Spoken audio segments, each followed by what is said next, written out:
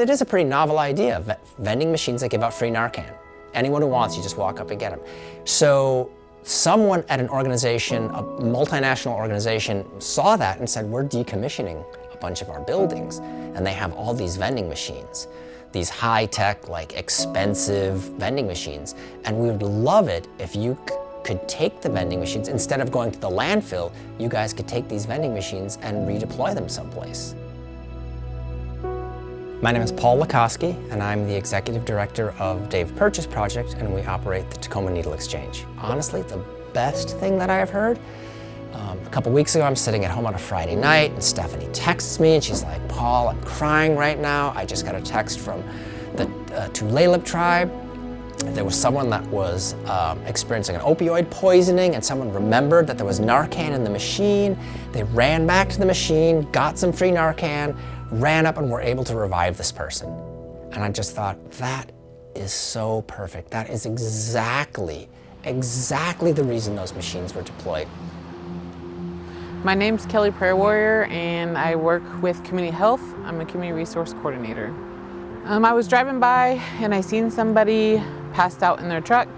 I knew that it was probably a drug overdose just by the way he was laying and the way that the other person was like trying to wake him up. And so I turned around and I sped into the parking lot, and then I couldn't talk. I was like kind of nervous and really scared, so I was like just pounding on the machine because I knew that the vending machine had Narcan in it, but I didn't know how to use the machine. So Billy came out and he was like, what is going on? I was like, I need help, I need a thing. And he's like, what thing? I said, the thing. And he's like, I don't know what you're talking about. I was like, I just need a thing. And I had to point to it. He grabbed it, and then he went running to where the truck was. And I was like, okay, I did my job. Wow, I'm so proud of myself. And then I looked over and they started performing CPR, so I knew he needed another one. My name is William Thomas. I'm the head security here at Tulalip Pallet Shelters. I just seen on camera a white truck, stop out here by the bus stop, and I didn't think nothing of it. I thought it was just, because people stop there a lot, just to stop. But then I seen another car pull in here and run to the Narcan, so I come out and asked her, and she said, there's somebody over there overdosing. So she didn't know how to work it, so I just, got the Narcan out of it and ran over there, and the guy was, he wasn't breathing at the time, and his passenger was giving him CPR. So, and then I opened it, I gave him the Narcan. I had to hit him 3 times with it. They were sitting on top of him, they were performing CPR, and Billy had just standing there. I handed him the Narcan and he handed it to them, and then the guy woke up. They had to tell him, like, hey, we just gave you 3 Narcan, you just woke up.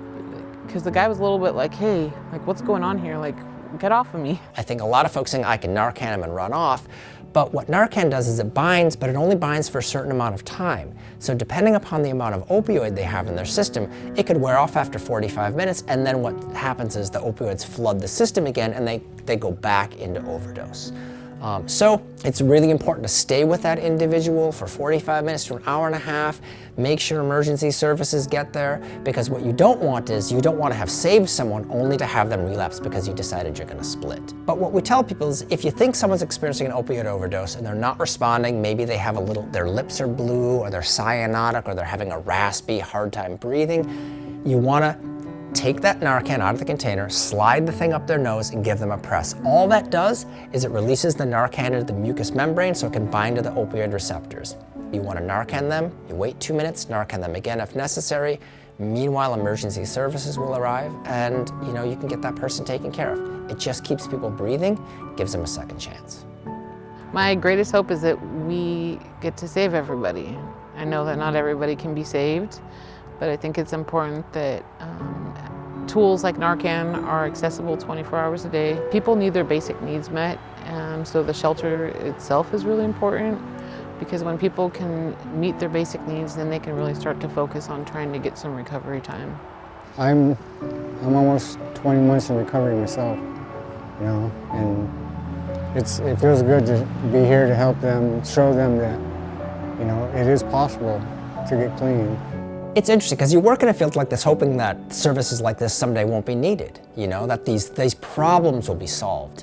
I think that my big goal is that someday people who use drugs are seen as productive members of society like everybody else, that the stigma of drug use doesn't keep people from being able to have productive and fruitful lives. And that we accept the fact that people are going to use drugs for all kinds of reasons, and that people who are in a chaotic drug use spiral don't necessarily need to be shunned or hidden away. They need our help.